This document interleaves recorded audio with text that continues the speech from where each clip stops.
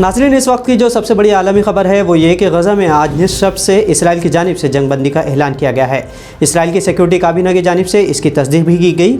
Israel और Hamas के दरमियान 11 दिन तक जारी रहने वाले हमलों के बाद गज़ा में जंग बंदी पर अमल का आगाज़ हो गया। आखिरकार वही हुआ जिसका अंदाज़ा लगाया जा रहा था कि इसराइल की 70% आबादी जो फ़लस्तीनियों के मामूली मिसाइलों से डरकर बंकरों में जा चुकी थी, अब बाहर आ चुकी है। मिस्र, अमरीका और बैनुल अक़वामी दबाव के बाद सेहूनी रियासत को जंगबंदी का ऐलान करना पड़ा। खबर रसा इदारे रॉयटर्स ने मिस्र की सरकारी टेलीविज़न और फ़लस्तीन के अस्करियत पसंद ग्रुप का हवाला देते हुए बताया कि इस जंगबंदी से सालों से चली आने वाली कशीदगी मुमकिन तौर पर रुक जाएगी। हालांकि जंगबंदी के ऐलान के चंद मिनटों बाद ही दोनों जानिब एक बार फिर कशीदा सूरत हाल पैदा हो गई थी।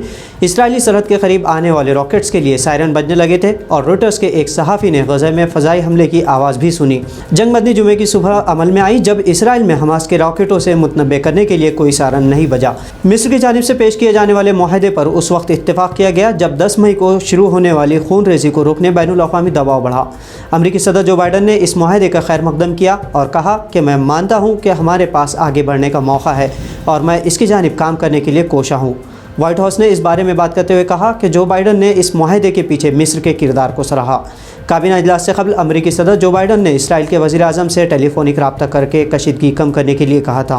इधर हमास ने भी जंगबंदी पर रजामंदी जाहिर कर दी है। 10 मई को शुरू होने वाली जंग के दौरान इसराइल ने गज़ा पर मुबैना तौर पर हमास के इंफ्रास्ट्रक्चर को टारगेट करने के लिए सैकड़ों फ़ज़ाई हमले किए। हमलों के दौरान इसराइल ने गज़ा पर मुबैना तौर पर हमास के इंफ्रास्ट्रक्चर को टारगेट करने के लिए सैकड़ों फ़ज़ाई हमले किए।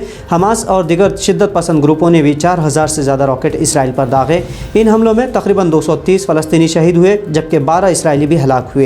आलमी तौर पर इसे फ़लस्तीन की जीत बताई जा रही है क्योंकि दहाइयों के महसूनुमा ज़िंदगी, बुनियादी वसाइल और हथियारों की किल्लत के बावजूद हमास ने जिस अंदाज़ में सुपर पावर इसराइल को आईना दिखाया है वो साबित करता है कि शेर की एक दिन की ज़िंदगी गिदड़ की 100 साल ज़िंदगी से बेहतर है। और मैदान जंग में बेसरो सामान होने के बावजूद काफिरों के लश्कर को नीस्त व नाबूद करने की हिम्मत व जुर्रत मर्द मोमिन में होती है। ये मर्द मोमिन जब मैदान जंग में उतरते हैं तो दुश्मनों पर चढ़ाई से कबल अपनी कश्तियों तक साहिल पर जला देते हैं।